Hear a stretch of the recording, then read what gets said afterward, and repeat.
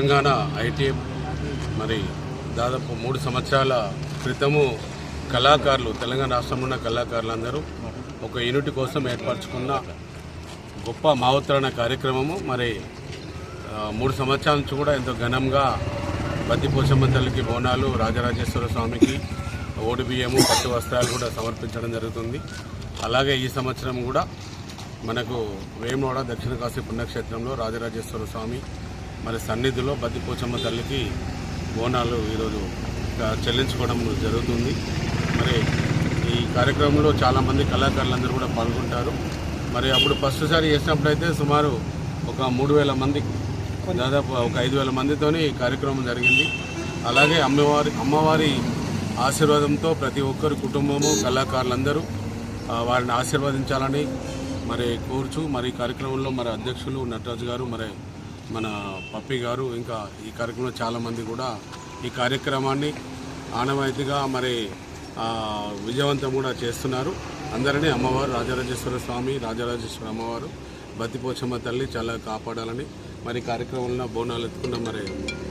సోదరులందరూ కూడా నా హృదయపూర్వక కృతజ్ఞతలు తెలియజేస్తున్నాను. Industry of Telangana folk ITF తరఫున అందరికీ కూడా కళాభివందనాలు తెలియజేసుకుంటూ 2022లో కళాకారులను ఒక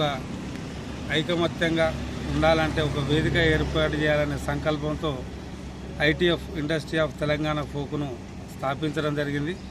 మరి మొదటి ఆవిర్భావ దినోత్సవం ఇదే దక్షిణ కాశీ అయినటువంటి వేములవాడలో అంగరంగ వైభవంగా యావత్ తెలంగాణ నుంచి వెళ్ళి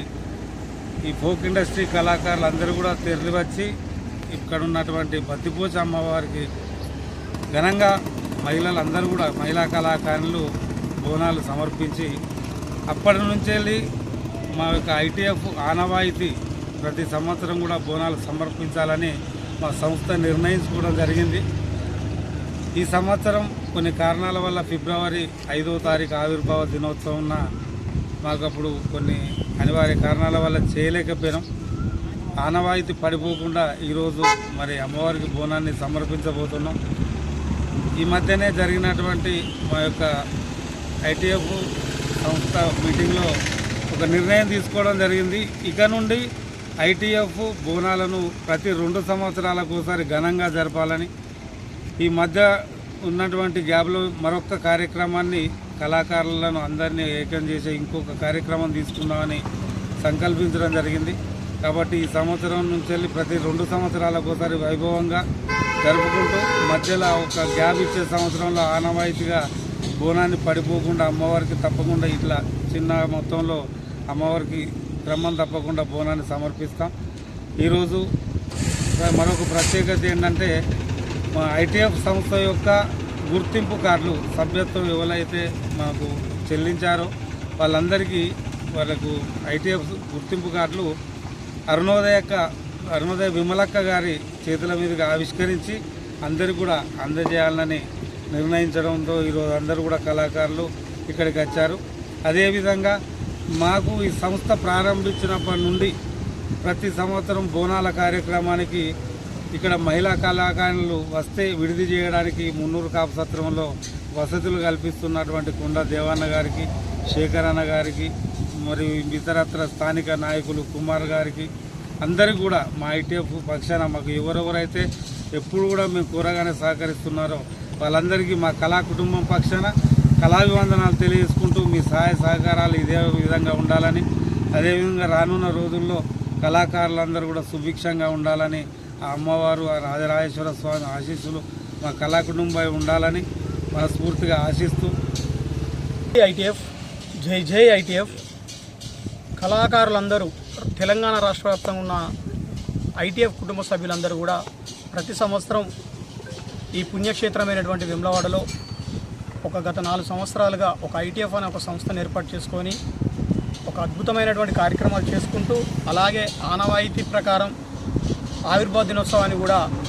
బద్దిపోచమ్మకు బోనాలు సమర్పించి అందరూ సుభిక్షంగా ఉండాలి, కళాకారులందరూ కూడా సంక్షేమంగా ఉండాలనే ఒక ఉద్దేశంతో మేము ప్రతి సంవత్సరం కార్యక్రమం చేసుకుంటూ వచ్చాము. ఈ సంవత్సరం ఫిబ్రవరి 5న కార్యక్రమం చేసి ఉండేది. కాకపోతే ఏంటంటే ఎలక్షన్స్ తర్వాత కొంతమంది మాలో కూడా మాకున్నటువంటి స్ట్రగుల్స్ కానీ ఇతరత్ర కార్యక్రమాల వల్ల కానీ మేము ఈ సంవత్సరం చిన్న చిన్న జిల్లాల వారుగా ఏర్పడుకున్న సంస్థలు ఎవరైతే ఉన్నాయో వాటన్ని ద్వారా కూడా వాళ్ళు బోనాల పండుగలు కూడా చేసేయడం జరిగింది మన ఆషాఢం వల్ల. ఈ శ్రావణం మన వెమ్లవాడలో మాత్రం ఈ సంవత్సరం కూడా ఆనవాయితీ ఎత్తిపోద్దనగానే మన ఫౌండర్ మెంబర్ మన బుర్ర నటరాజన్న గారి ఆదేశాల మేరకు ప్రవీణ్ ఎలాగో మేము అక్కడ వెమ్లవాడలో ఆనవాయితీగా వెళ్ళిపోతున్నాం కదా చేయాలని చెప్పంటే సరే అందరి ఆరోగ్యాలు కూడా కొంచెం బాగాలేనట్టున్నాయి, కొంతమందికి లాభాలు లేకుండా ఉన్నాయి. ఈ రోజు నాడు యూట్యూబ్లో కూడా చాలామందికి రెవెన్యూ తక్కువ వస్తుంది, వచ్చేవాళ్ళు చాలా బడ్జెట్లు పెట్టి చిన్న కళాకారులను తొక్కుతూ ఉన్నారు. కానీ వీళ్ళందరూ కూడా సమిష్టిగా అందరూ ఒకటే తాటిపై ఉండాలని చెప్పని ఆ అమ్మ కలమ్మ తల్లితో నీడలో ఉన్నటువంటి కళాకారులందరూ బ్రతకాలని చెప్పని ఆ అమ్మవారికి ఈ సంవత్సరం కూడా ఈ శ్రావణంలో బోనాలు తీసి ఈ రోజునాడు ప్రముఖులైనటువంటి ఏ జిల్లాలో ఉన్నటువంటి ప్రముఖులైనటువంటి కళాకారులు సీనియర్ కళాకారులను వాళ్ళందరినీ కూడా ఒక తాటిపై తీసుకొచ్చి ముందుగా వాళ్లకు సభ్యత్వం కార్డులు ఇచ్చినట్టయితే వాళ్ళ ప్రాంతంలో కళాకారులందరినీ కూడా మమేకం చేసి ఇప్పుడు వచ్చేటువంటి మళ్ళీ 5వ ఆయుర్వేద దినోత్సవం ఫిబ్రవరి 5న అద్భుతమైన కార్యక్రమాలు వెమ్లవాడలో రాజేశ్వర స్వామి సన్నిధిలో మన బద్దిపోచమ్మకు మళ్ళీ బోనాలు పెద్ద ఎత్తున సమర్పించుకొని ఆ తర్వాత ఏ జిల్లాల వారైనా కానీ ఒకవేళ కోరుకున్నట్టయితే ఆ జిల్లాలో ఒక పెద్ద కార్యక్రమం చేస్తామని చెప్పని మా మీటింగ్లో ఏర్పాటు చేసుకొని ఈ రోజునాడు అరుణోదయ విమలక్క గారు మేము అడగగానే వారి సమయాన్ని కేటాయించి మరి కొద్దిసేపట్లో వచ్చి ప్రముఖులైనటువంటి కళాకారులకు సీనియర్ కళాకారులందరూ కూడా చురుగ్గా పాల్గొన్న కళాకారులందరూ కూడా మాతో మమేకమైనటువంటి సభ్యత్వాలు తీసుకునే ప్రతి ఒక్కరికి కార్డులు ఇచ్చి ఈ రోజునాడు వాళ్ళని అభినందించడానికి వస్తున్నందుకు వాళ్ళకి విమలక్క బృందాన్ని అందరికీ కూడా మేము కృతజ్ఞత తెలియజేసుకుంటూ కళాభివందనలు తెలియజేసుకుంటూ రానున్న కాలంలో కూడా కళాకారుల అభ్యున్నత కొరకే వారి భవిష్యత్తు కొరకే ఈ ITF industry of Telangana folk కొట్లాడుతుందని చెప్పని ప్రభుత్వాలపై ఒత్తిడి తీసుకొచ్చి మేము ఖచ్చితంగా రావాల్సిన వనరులు ఏవైతే ఉన్నాయో కళాకారులకు రావాల్సినవి అవన్నీ కూడా చట్టబద్ధంగా మాకు హక్కులు ఉన్నాయి కాబట్టి వాటిపై పోరాటాలు కూడా జరిపి ప్రతి ఒక్క కళాకారుడికి న్యాయం జరిపి అలాగే మాలో మేము కూడా ఎవరికైనా ఆపదలో ఉన్నట్టయితే కూడా ఆదుకునే ప్రయత్నాలు చేస్తాం. ఈ మధ్య కూడా నాకు అనారోగ్యం పాలైతే నాకు కూడా సహాయం చేసిన వాళ్ళు చాలామంది ఉన్నారు. వాళ్ళందరూ కూడా కళాభివందనలు తెలియజేసుకుంటూ రానున్న కాలంలో మా కార్యక్రమాలు కూడా దిగ్విజయంగా పూర్తి చేసుకుంటామని చెప్పి తెలియజేసుకుంటూ మాకు ఈ అవకాశాన్ని ఇచ్చినటువంటి కళాభిమానులు ఎవరైతే ఉన్నారో వాళ్ళందరూ కూడా కళాభివందనాలు తెలియజేసుకుంటూ కృతజ్ఞత.